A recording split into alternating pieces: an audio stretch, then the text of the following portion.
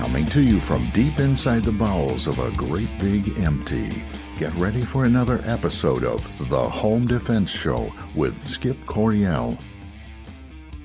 And that was Golden Glenn, the official announcer of the Home Defense Show, and I'm your host, Skip Coryell, author of 22 books, Marine Corps veteran, founder of the Second Amendment March, proud father of 7, grandfather to 19 and counting. And as a special bonus, I'm also madly in love with my own wife.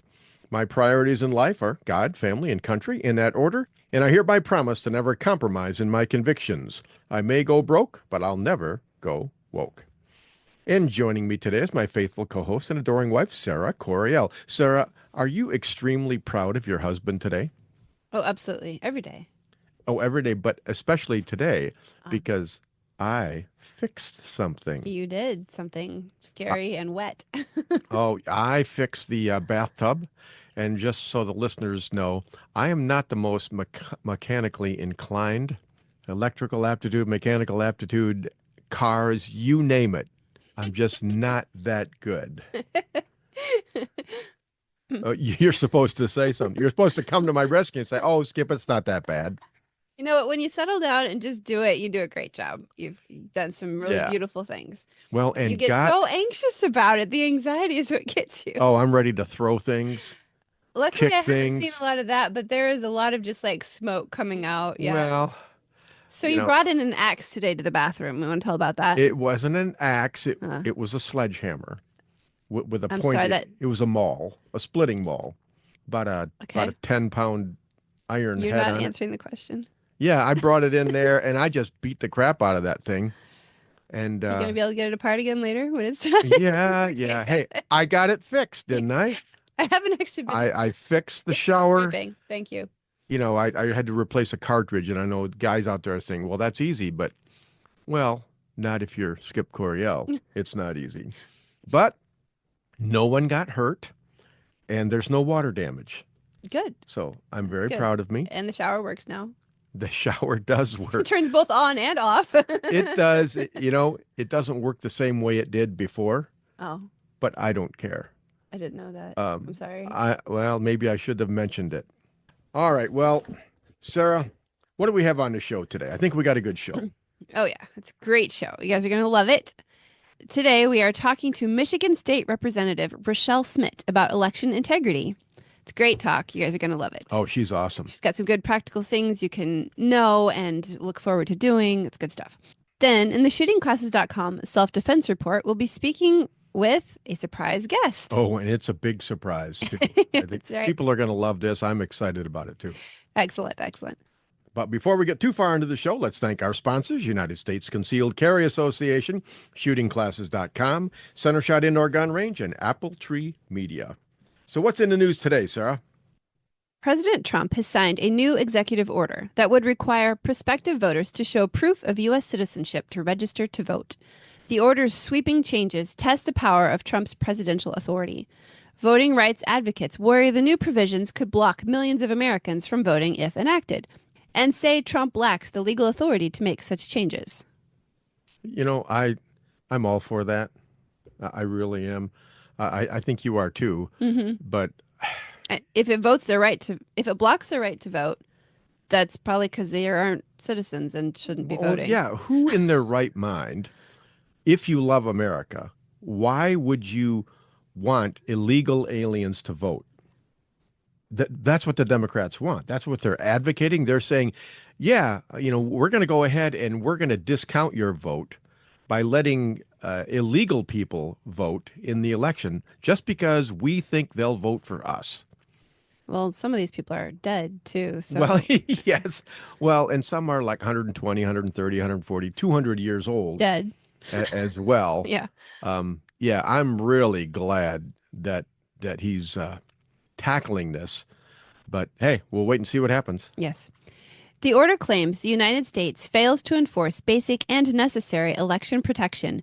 The order calls for updating the federal form voters can use to register to vote, to include a requirement that voters show proof of citizenship, like a passport, to a local or state official. That's pretty radical, having to prove that you're a citizen. I really thought it was used to always be required. I mean, even in Washington, I had to bring my driver's license. I Yeah, and But that's in Washington. that's the way I remember it. I mean, Yeah, it was a well, while that's the ago, way it but should be. states have long had considerable leeway in how they manage their elections. The federal government has been able to get some minimum standards for federal races, though typically via legislation. The order also requires states to remove non citizens from voter rolls, calls for states and federal agencies to share data to prosecute election crimes, and grants federal agencies, including to the head of the Department of Government Efficiency team, access to check state rolls for consistency with federal requirements. It also directs federal agencies to share data with states, such as immigration and social security records, to facilitate states checking the eligibility of the names on their voter rolls. Well, be still my beating heart. You want to have updated voter rolls, which we should have already. I mean, like you said, take the dead people off the rolls. I Mm-hmm. mean, they're not supposed to be voting anyways. That's just Right. too spooky for me. Yeah. I don't want dead people voting because it freaks me out and it scares the children. Go ahead. Do you suppose that's too many extra pieces he's adding in, though, so that it won't get through because there's too many Oh, extra well, pieces? it's not going to get through anyways. I think. Oh, okay, there's an Well, optimism. well, the red states will go along with it, but what's going to happen is the blue states, the Democrats, they'll file a motion, with some liberal district court U.S. judge who has like one tiny little piece of America that he's in charge of, and then they'll put a stay on it, and then it'll have to work its way through the court system. But you know what? I still like that he's doing this because he has to do something. What he's saying is he's drawing a line in the sand and say, okay, you want a piece of me? Let's go. Well, He's willing to they fight. and they've been teaching him how to use the court system and navigate it for Yes, a while. So, that's a really nice way of putting it. Yeah, yeah, they've been teaching him. they schooled him good. He's that They made him. beat the crap out of They that did. man And you know what? all the way up to the Supreme Court. I've been kicked. I've been beaten. I've been starved. They did everything except put him in jail. But they did book him and indict him, 34 times. So, yeah. So he knows how to how to use the system. Well, and he's learned. navigate his way through it. Yeah. Yep. So I, pray I, for him. I think they've bit off more than they can chew on this one. And the American people are just not behind the Democrats. Well, nobody wants dead people to vote I should think not. unless you have some nefarious purposes. Right. If you like manipulating the vote, you probably do. But I don't know. I don't know. Sorry, it gets me excited. Voting rights advocates, however, warn outdated databases can erroneously list naturalized citizens as non-citizens. Past efforts by states to purge non-citizens from voter rolls have sometimes swept up eligible U.S. citizens.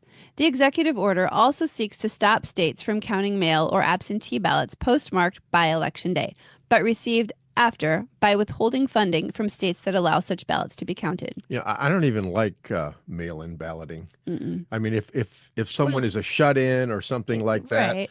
Or in they- the military, they're far yeah, away. yeah. I mean, but there's a safe way to do it. I mean, the Democrats are out there ballot harvesting, and they're just getting a hold of blank ballots and voting, but cheating. They're just cheating. I don't like it. It just why are you getting me worked up like this? Oh, and then you laugh about it. My blood pressure, honey. Come on. Okay. More cabbage for you. Oh, great. Okay. Ahead of the 2024 election, Trump and his allies made baseless claims about the threat of non-citizens voting in large numbers. The executive order shows Trump. Baseless claims. It says baseless on this article. Yeah, well, it's the media, right? Yeah, I guess They don't so. know which end of the barrel the round comes out of anyways, so.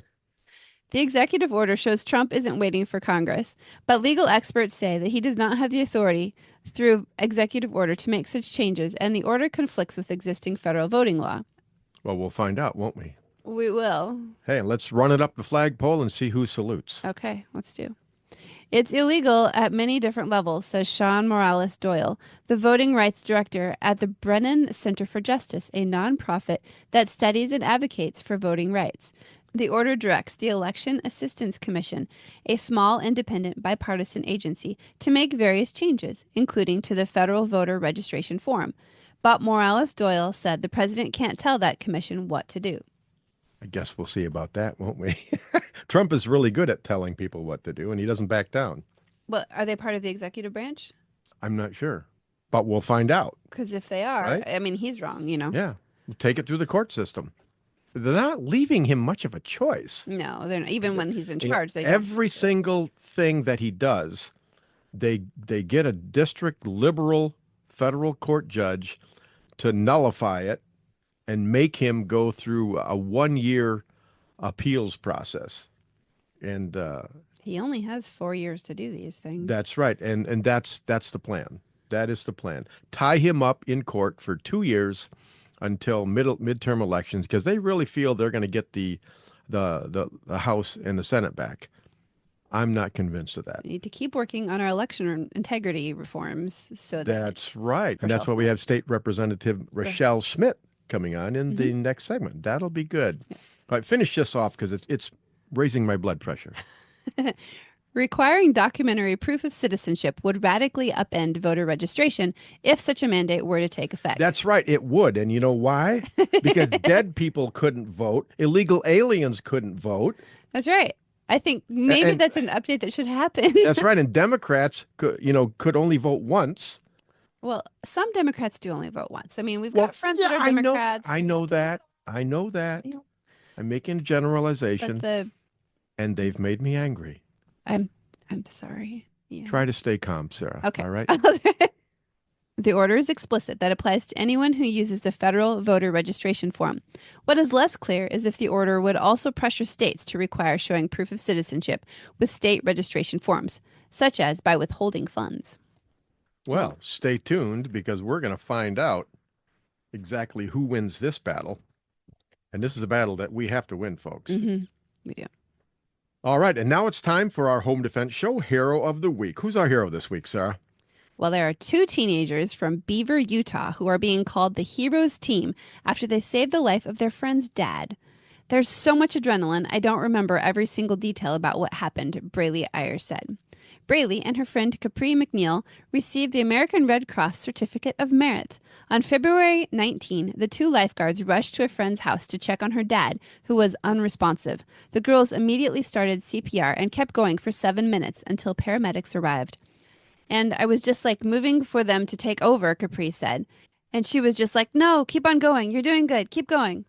Braylee was grateful she didn't have to go at it alone. I honestly don't know if I could have kept it up as long as I did if I didn't have her with me. It was a full circle moment. Their instructor, Miranda Martin, was also given the Life-Saving Instructor Award during the ceremony. That's awesome. It's beautiful. Beautiful Yeah. story. Okay, my blood pressure is down a little bit now. A little bit. Yeah. So that's good. And that's why we have to have the Home Defense Show Hero of the Week. As an instructor, I think you should like that they Oh, well, included the yeah. instructor in this set of awards. That's true. That was That's true. very Well, wise. one of the things as a self-defense instructor that makes me feel really good about what I do is when I get a call or an email from one of my former students where they tell me, hey, what you taught me helped me save my life the other day. I get those from time to time, and it makes it all worthwhile. And this should be encouraging as well because these are teenagers. Not all teenagers are deadbeats, with their face stuck in social media all the time, right? 3 non-deadbeat children. We have 3 non-deadbeats, 3 teenagers here at home, and they're doing fantastic. So, all right. And that was, what was that lady's naming? That was Braylee and her friend Capri from Utah. Great job, girls. Great Yes. job. Congratulations. You are the Home Defense Show Hero of the Week. All right, Sarah, what's coming up next? We got some good stuff. Yes, we do. Next, we are talking to State Representative Rachelle Smit about election integrity. Then, in the shootingclasses.com self-defense report, we'll be speaking with our surprise guest, and you're going to love it. All right. Awesome. In the meantime, God bless and stay safe because we will be right back with State Representative Rachelle Smit to talk about election integrity, where my blood really boils.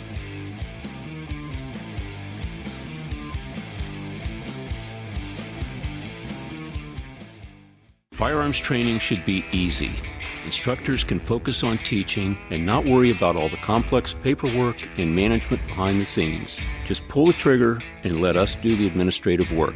Welcome to shootingclasses.com. At Centershot Gun Range, we are passionate about training. Don't know where to start? We offer a 1-hour new shooter seminar to introduce you to the world of firearms and help you find training opportunities specific to you. Concealed carry, home defense, firearm safety, AR-15, private one-on-one training, custom training, or maybe you're on a security team looking to protect your church or business. We even offer weekday morning and evening classes. Centershot Gun Range has you covered. Start your journey at centershotgunrange.com. Firearms training should be easy. Instructors can focus on teaching and not worry about all the complex paperwork and management behind the scenes. Just pull the trigger and let us do the administrative work. Welcome to shootingclasses.com. Attention business owners. Are you leaving your website open to security issues and hacking due to a lack of maintenance or overseas outsourcing? Don't let that happen to your business. Choose experienced U.S.-based website developers that can customize your website to fit your specific needs. Appletree MediaWorks has been growing businesses online since 2009. With over 80 years of combined experience, their team conducts constant research and development to keep up with ever-changing online threats. Your website deserves the best protection available. Call Appletree MediaWorks today at 877-977-1364 to keep your website secure and grow your business online. Or visit appletree.media. Avoid danger, save lives, and keep your loved ones safe. If this sounds good to you, you sound good to me. And I'd like to help you do those things. Avoid danger, save lives, and keep your loved ones safe. If you're looking for more excitement in your life, we have nothing to offer you. But if you are a thoughtful, responsible, nonviolent man or woman, we'd love to teach you what to do if something crazy happens. More importantly, we'd like to teach you what not to do.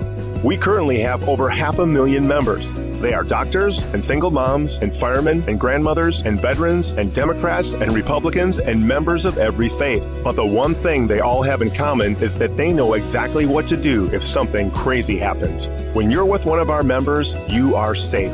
Our members know how to de-escalate situations. They know how to calm things down. We are the United States Concealed Carry Association. See what we're all about at usconcealedcarry.com. Discover the little-known backstory of the U.S. Concealed Carry Association at usconcealedcarry.com.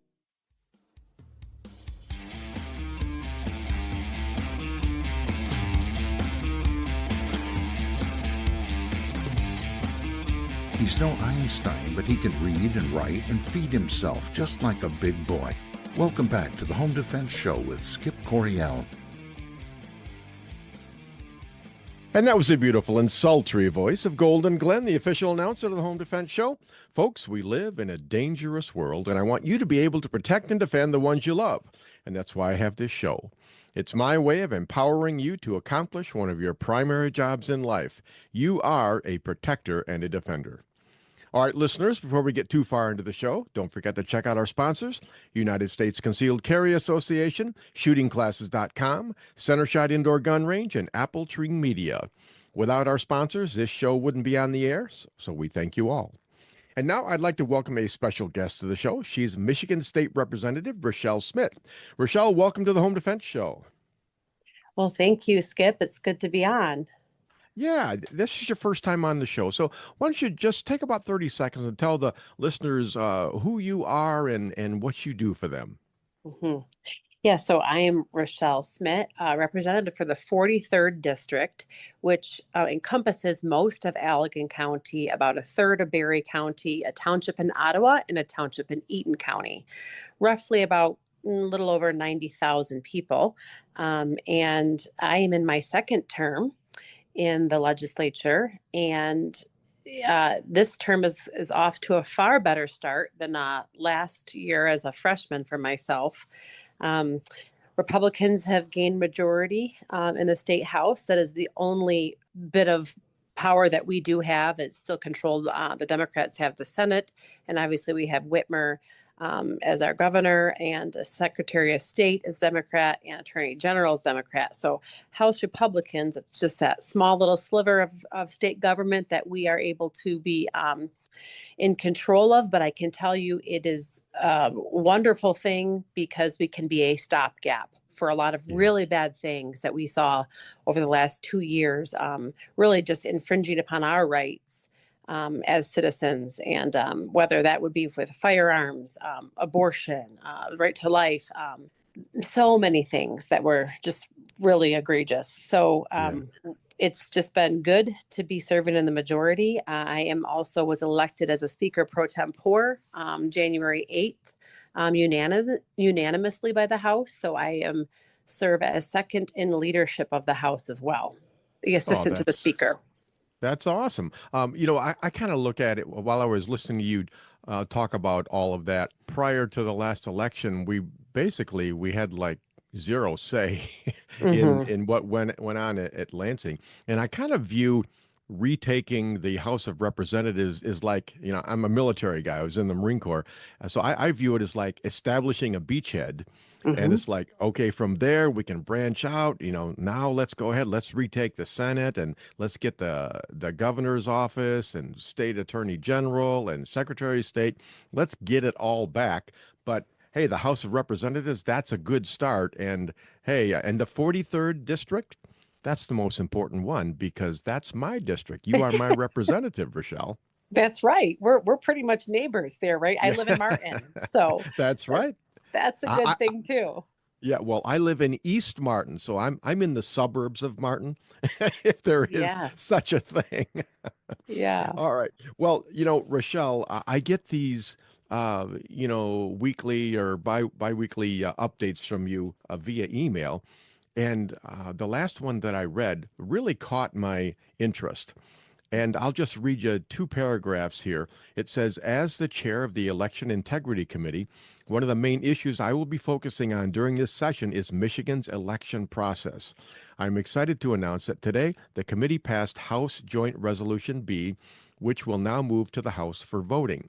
This House Joint Resolution will amend the Michigan State Constitution to protect Michigan's elections by requiring proof of citizenship when registering to a vote and photo ID to cast a ballot, a measure of which 85% of Michiganders approve. This is an issue that's near and dear to my heart because I believe, without any reservation, that there's been a lot of voter fraud and a lot of cheating in our past elections here in Michigan and nationwide. So I'm excited to see something happening.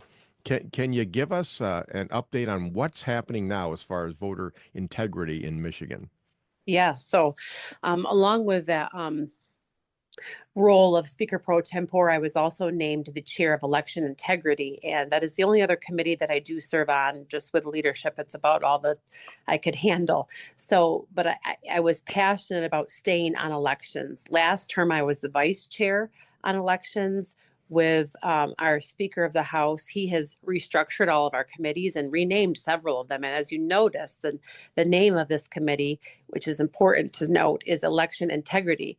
Not, we just want to make sure that there is full integrity within our elections process, because that is the bedrock of everything. If we don't have fair elections, then what does it even matter?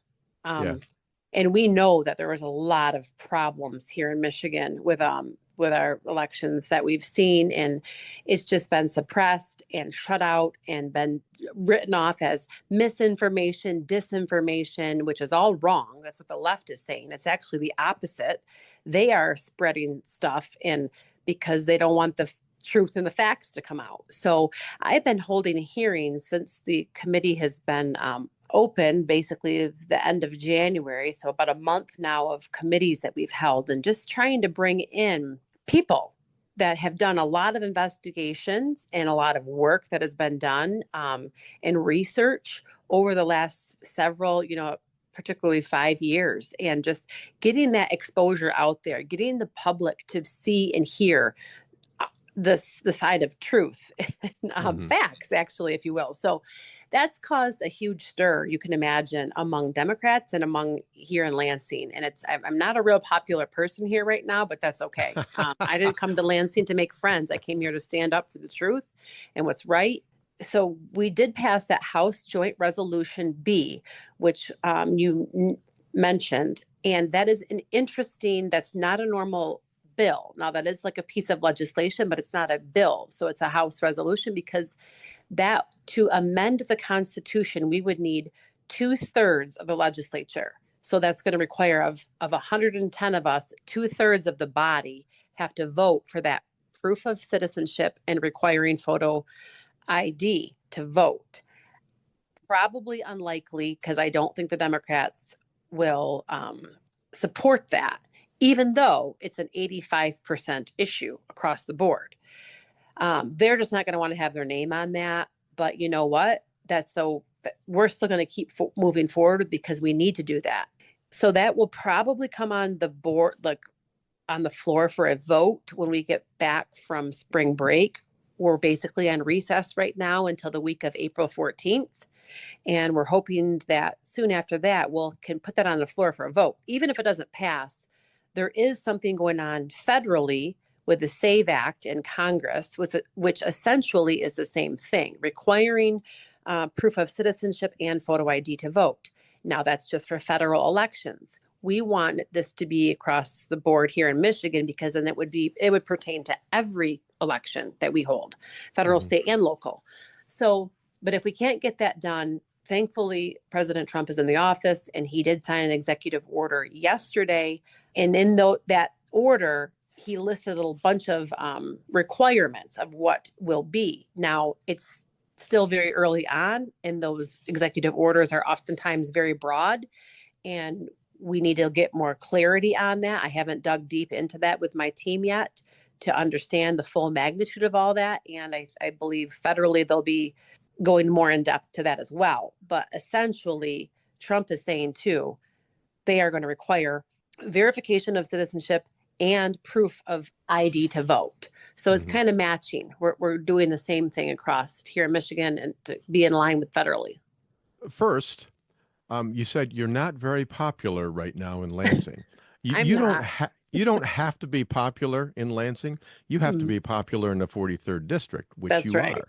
So, That's right.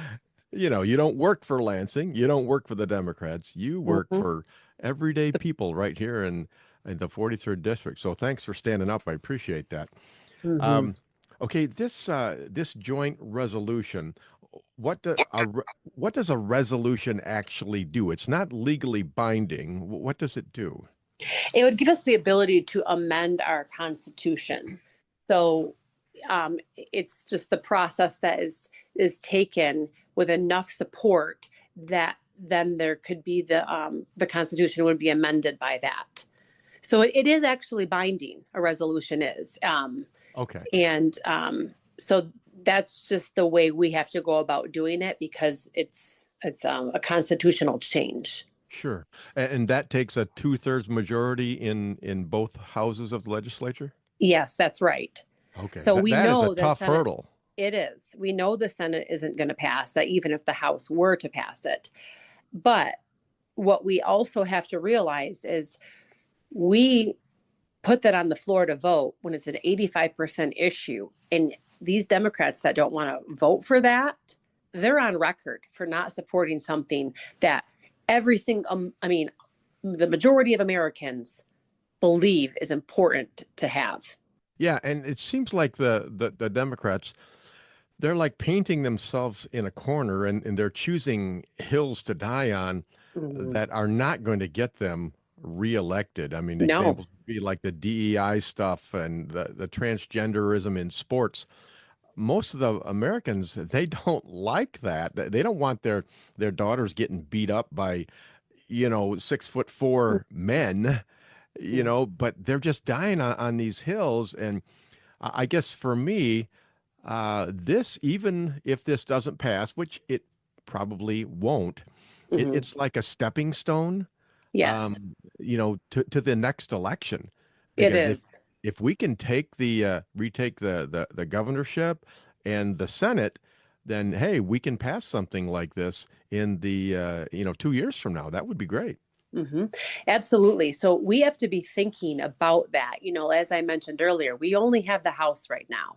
So we have to be that forward thinking to think, what can we do to be setting ourselves up to be successful, to retain the House win back the Senate, win the governorship, as Secretary of State and Attorney General. It can be done. Yeah. And we're going to work really hard to do that, along with, what President Trump has been rolling out. A lot of things that you're seeing, we're doing right here at the state level through passing through the House. We did a resolution that was calling out the MHSAA just a couple of weeks ago because they are trying to say they're not going to abide by the federal guidelines that Trump came out with his CEO to not allow biological men to play in women's sports. Well, right here, our own Michigan High School Athletic Association is defying those orders. So we did a vote on that, and it was a record roll call vote to put members on record whether they support that or not. And there were 8 Democrats that joined with Republicans because they do know nobody wants that. We don't want that for our kids. And so we're taking these measures and steps to secure the 26th election across the board in Michigan here because it is that important. Yeah. Oh, it definitely is. I mean, some of the things that the Democrats are going on record as, it's like, do you have a death wish? I know. I mean, it makes no sense whatsoever. The momentum is on the side of conservatives right now. Mm-hmm. I mean, Absolutely. It's swinging in our favor. And you know what I say? I was telling my husband the other day, I hope they keep this up because you know what? They lost so big just this in 24 on this. And it's like they're doubling down. And if they keep this up, they're going to lose everything. Yeah. Yeah. Well, and I hope they do. The pendulum has a way of swinging back and forth. Right now, we have all the momentum. We need to, make hay while the sun shines. Mm-hmm. And I see that we are. Are there other states that are working on, a voter integrity as well? Yes, actually, thanks for bringing that up because simultaneously what's going on here in Michigan, along with this House Joint Resolution that we passed out of committee, another part of that is because there are outside groups that have been investing in states to get this done via ballot referendum. So they collect enough signatures, they get it put on the ballot, and then it passes that way. And so last November or last cycle in 24, 8 states passed by a ballot initiative to require proof of citizenship in the photo ID to vote. And it's called Americans for Citizens Voting Only. They are investing in Michigan along with some large donors here in Michigan that have committed to back this. So they're going to be going before the Board of Canvassers in April with the ballot language. And then I've been working with the sponsor of this House Joint Resolution and these groups in order to get this on the ballot in Michigan in 26. So again, we have to be proactive as Republicans, and we haven't always done the best job in doing that. So our backup plan to our plan, is this ballot initiative that could pass in 26. Yeah. And so that's another thing that, yes, many states are following suit with this. And we're happy and encouraged here that this will bring out our people to vote too in a midterm election, which we typically have trouble getting the voter turnout. Yeah. Actually, Rachelle, I think that's probably paramount right now. Yes. These voter referendums, man, they can work for you or against you. So make them work for you. Bring out the conservative vote with something that has an 85% approval. All those independents will come out and vote our way instead of their way. That's a great strategy, I think. Mm-hmm. So that's also on the docket here in Michigan. So some encouraging news, all within our voting process and rights and legislation here that could potentially be big for Michigan. Yeah. Well, and I think basically the House of Representatives right now, basically you're like the fly in the ointment of the Democrats in power. It's like the monkey in the wrench, the fly in the ointment. That's what you are. Oh, and big you're like time. a spoiler. Yeah. And Well, that's your job. That's your role right now. And I know Mhm. you guys are keeping them from passing things like assault weapons bans and things Yes. like that because you're standing in their way and they don't like it. No, no, exactly right. And, I have to say, I'm very encouraged to see Republicans sticking together um, Yeah. more than I've ever witnessed before as well, which is Yeah. huge because we need to stop any of their radical agendas and horrible things that, I mean, if we do nothing more than pass a balanced budget and do as much oversight Yeah. as we can do, then we've done it. In stopping any horrible legislation, that's the best we can do. Yeah. Well, that was always one of my pet peeves, just really, torqued my tush when Republicans gain power and they've been out of power for so long, they no longer have a backbone. And Hmm. and they're more concerned with what the Democrats think about them than they are actually what they actually believe in and what their constituency wants. So I'm happy to hear that, Rochelle. Yeah, it's been refreshing, even though we're one chamber that we have. But if we can stick together, stay united, and we're winning so far. We've been able to pass some stuff out of the House, and the Democrats just don't even have an alternate plan of anything. It's like they're just totally sticker They're shocked by they're what's they're going kerf on. they're kerfluffled. They sure are kerfluffled. Well, all right. Well, Rochelle, we're about out of time for this segment, but what Mhm. you've told me is inspiring, it's encouraging, and I'm sure all of our listeners love what you're saying here. How can people get a hold of you if they want to voice their opinion or just give you an encouraging email or whatever? Yeah, so you can find my website page on gophouse.net. And then there's just a drop tab, and then you just type in my name, Rachelle Smit, and my whole website will pop up there, and you can see all the press releases and information of our office. You can sign up for our newsletters if you're not receiving our e-news, which goes out monthly, sometimes more than monthly if there's some big stuff that's going on, like you received notice about the House Joint Resolution. And then you also can follow me on social media, Rachelle Smit, State Representative Rachelle Smit, and my office, which is RACHELLESMIT, my name, at house.mi.gov. Awesome. All right. Well, hey, Rochelle, you're doing a great job there, and you are popular here in East Martin. So Mhm. thank you very much for being on the Home Defense Show today. Absolutely. Appreciate it, Skip. I look forward to coming back. All right. This is Skip Coriel on Home Defense Show. Coming up next, we'll get some expert advice on the details of self-defense in our shootingclasses.com self-defense report. All right, folks, during the break, I want you to log into rumble.com and search on the Home Defense Show. I've posted a series of entertaining and educational videos there just for you. Check them out, and don't forget to like, share, and follow. God bless and stay safe, because we will be right back.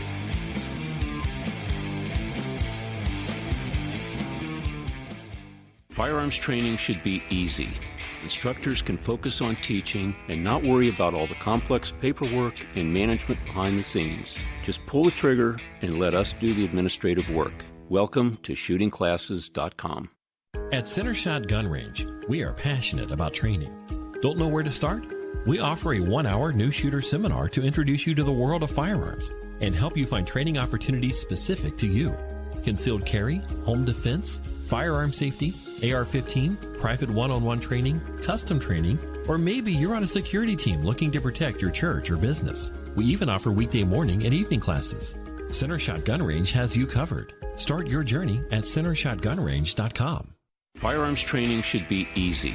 Instructors can focus on teaching and not worry about all the complex paperwork and management behind the scenes. Just pull the trigger and let us do the administrative work. Welcome to shootingclasses.com. Attention business owners. Are you leaving your website open to security issues and hacking due to a lack of maintenance or overseas outsourcing? Don't let that happen to your business.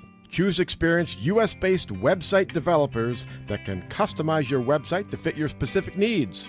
Appletree MediaWorks has been growing businesses online since 2009.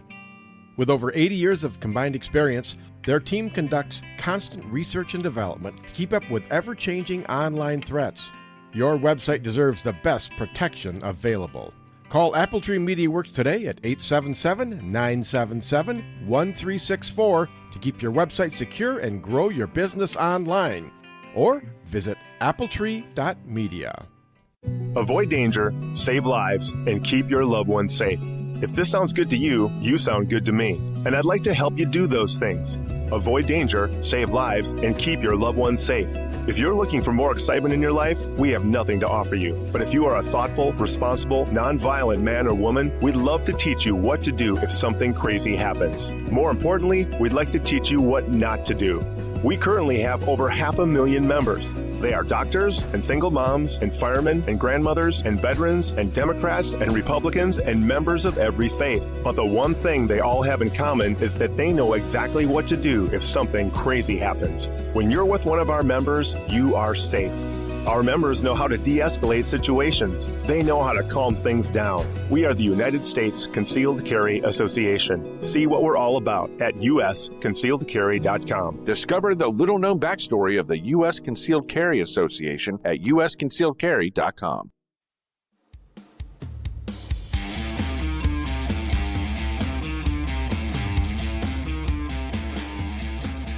They say he eats crayons and his knuckles drag on the ground, but that's only half true. Welcome back to the Home Defense Show with Skip Coriel. And that was the beautiful and sultry voice of Golden Glenn, the official announcer of the Home Defense Show, and I'm your host, Skip Coriel. Don't forget to check out our sponsors, United States Concealed Carry Association, ShootingClasses.com, Appletree Media, and CenterShot Indoor Gun Range for all your training and equipment needs. And now it's time for our weekly self-defense report, sponsored by ShootingClasses.com. And today we're speaking with a surprise guest, as Sara mentioned in segment 1. He is not a firearms instructor, but someday he might be. This is my son, Cedar Coriel. Cedar, welcome to the Home Defense Show. You know, Dad, I think that was the most amazing introduction I've ever received in my life. Thank you. Well, you're still young. I'm glad to be here, though. Hopefully the introductions will get better. Yeah, as time goes on. Goes on. All right. Well, you are going to help me analyze a self-defense scenario today. I do believe that was how our conversation earlier went. All right, Cedar, you've heard this before. You know how it works. I'm going to go ahead and I'm going to read the article or part of the article. I'll ask you for your opinion. Then we're just going to hit it back and forth and get your opinion and my opinion, and somewhere in the mix, we'll figure out what reality is. All right. Let's hope it doesn't turn out like our last ping pong battle. I believe I won that battle, didn't I? You definitely won that battle. Okay. But time is on your side. All right. I'm old and getting older. You're young and, well, you're getting older, actually. Yes. All right. All right. This one is parents called for mental health help. Police arrived and fatally shot their son. Not exactly a happy story. Not that way, no. Not that way. But it happens, right? And this is out of Los Angeles, Koreatown, right? It says, parents in Los Angeles, Koreatown called for mental health help in the middle of their son's bipolar episode this month. Clinical personnel showed up, and so did police shortly after. Police fatally shot Yong Yang. Say that 3 times fast. Yong Yang. That was a joke, you know. Age 40, who had a knife in his hand, less than 10 seconds after officers opened the door to his parents' apartment, where he had locked himself in, newly released body cam video shows. And we both watched the body cam video. Now the parents of Yang, who was diagnosed with bipolar disorder around 15 years ago, have told NBC News exclusively that they are disputing part of the account captured on body cam, in which police recount a clinician's saying Yang was violent before the shooting on May 2nd. The video, which Los Angeles police uploaded to YouTube last Thursday, captured the encounter between officers and Yang. In it, the officers demand that Yang drop a knife in his hand, and an officer, now identified by police as Andre Lopez, shoots him seconds later. Myung Suk Yang said she initially called the Los Angeles County Department of Mental Health about her son on the morning of the shooting. Members of the county's psychiatric mobile response team, I didn't even know that existed. That's like SWAT with brains, right? I was going to try and say something intelligent, but then you said that. Yeah. And she told them that Yang had been hearing voices and wanted to be in the apartment alone. Quote, the whole situation was created so that he could protect himself. That's all. He just yelled out. People were trying to barge in, and he clearly stated that you guys are not invited, Min Yang said. The mental health department declined to comment on the case, but provided a statement about circumstances in which field-based staff members would request law enforcement support. The mom and dad said it was the day before the shooting that they began to notice their son talking to himself and to voices in his head. Perhaps I should be worried about you, Cedar. Okay. Not on the air, Dad. Not. The behavior continued into the next day, but it never turned violent. But in a recording captured in the body cam video, a clinician, whose name has not been released, told police on the phone that Yang's dad had said Yang had become violent. Quote, the father called our department only because he's very violent and aggressive, the clinician said. We tried to engage him. He became aggressive, threatening me. I kind of stood away. The clinician's encounter with Yang was not captured in the released video. Police Captain Kelly Muniz also said in the video that the clinician had said Yang was yelling and talking to himself at his parents' home the night before the shooting, eventually forcing the parents out of the apartment. Quote, he just tried to attack me and the father, a clinician, whose face is blurred, says in the video, as Min Yang, whose face is also blurred, walks into the conversation. Quote, he became very aggressive. He tried to kick me. I walk away. He had some physical altercation. But Min Yang said his son was not physically violent at the time of the shooting or the night before. Quote, he wanted to be alone. The blinds were shut off and no one comes in. That's how he protects himself. Well, also with a knife. Yeah. They smoothly left that part out. Yeah. He knows he's safe inside of his residence or his parents, Min Yang said. He did not push us out of my apartment the night before. He was talking strangely. That's why we left him alone so he doesn't have to interact with other individuals, even his parents. On the day of the incident, after the couple called the mental health department, personnel arrived and took little time to understand Yang's symptoms, his father said. Ryan Casey, an attorney for the Yang family, said personnel spent less than 2 minutes and 30 seconds assessing and assisting Yang before they called the police. All right, so it goes on and on and on, but you get the idea. The parents called the police. The mental health people came. They assessed him, felt threatened, thought he might be a danger to himself or someone else. So they called the police. Mm-hmm. The police came and they opened up the door because the father had given him the keys, the police officer the keys.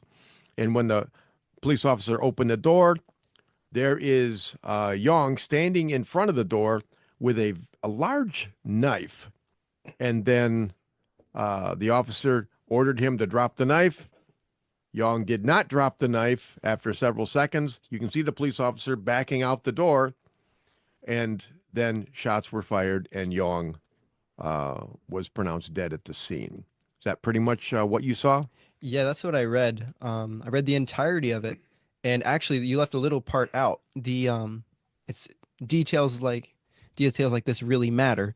The kid, the adult, the person with the knife, Mr. Yang was actually approaching them as well. He didn't stop and back away. He actually was approaching the. So Yang had the knife and he stepped towards the police officer. Yeah. Okay.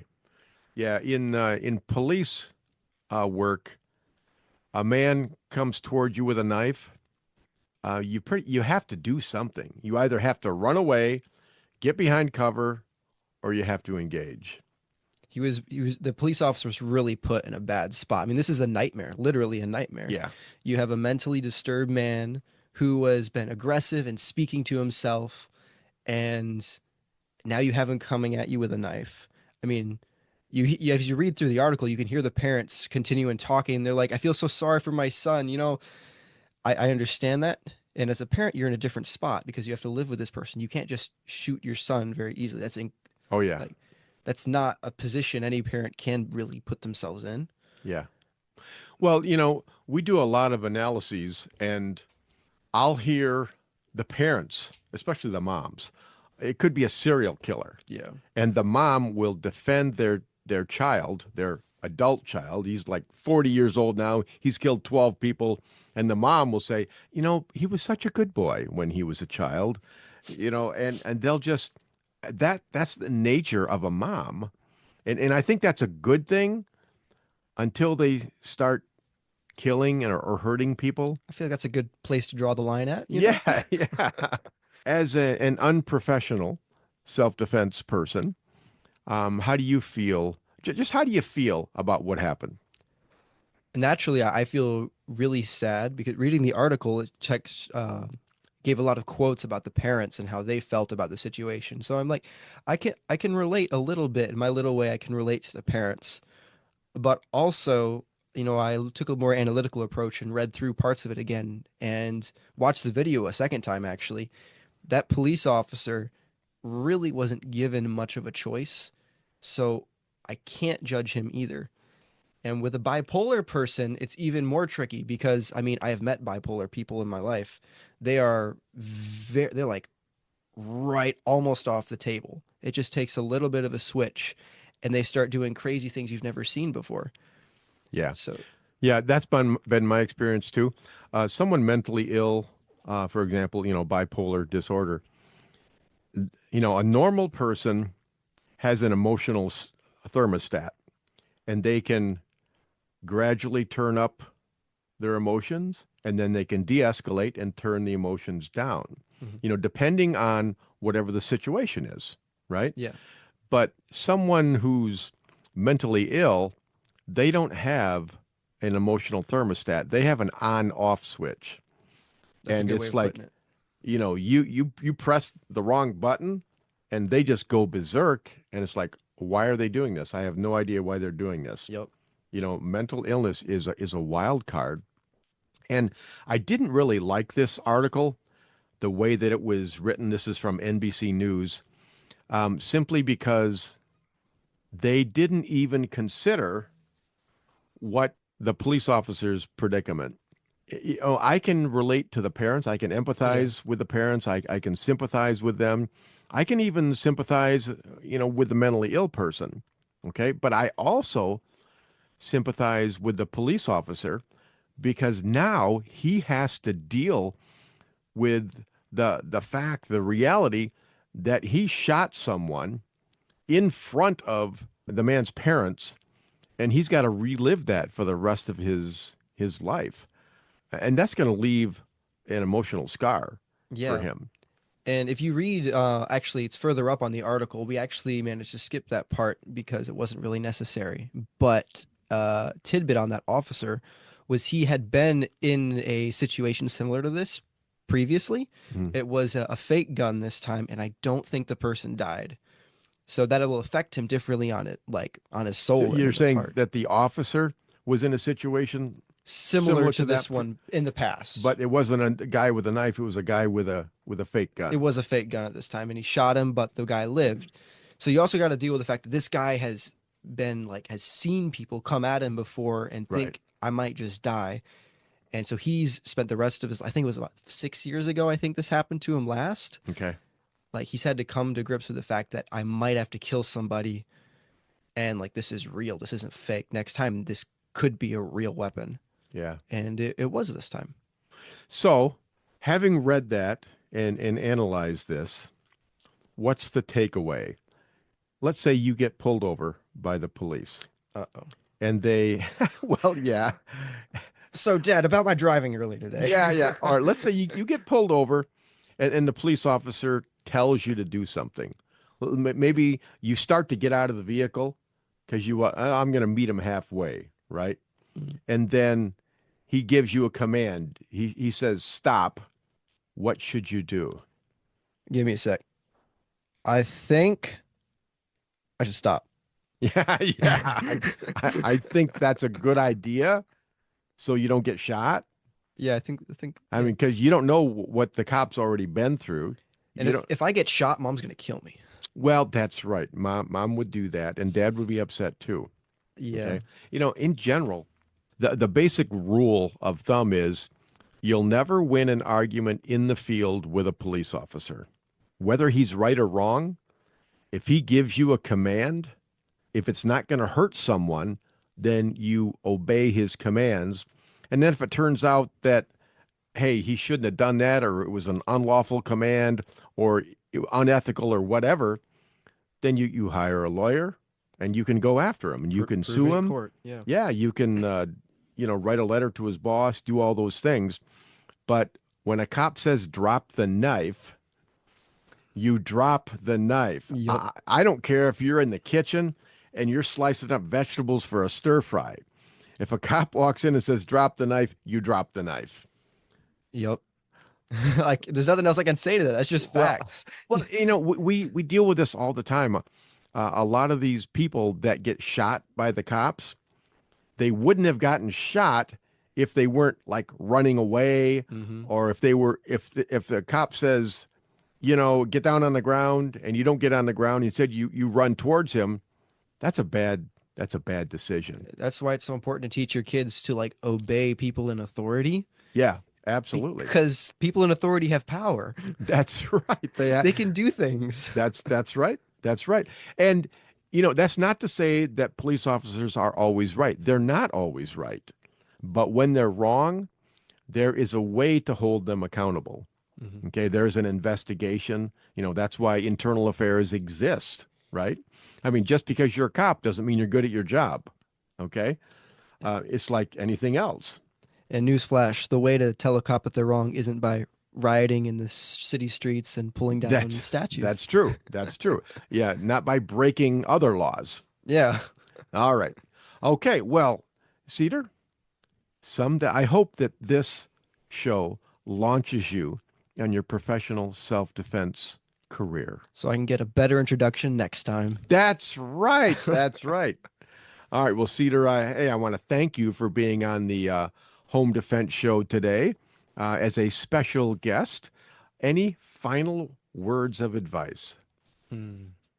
Next time you start hearing voices, don't talk back. Just keep it to yourself. Keep it to yourself. I think that's very, very... Were you speaking to me directly? Saying, Dad, next time you hear voices? No, I was talking to Freddie over there. Oh, okay.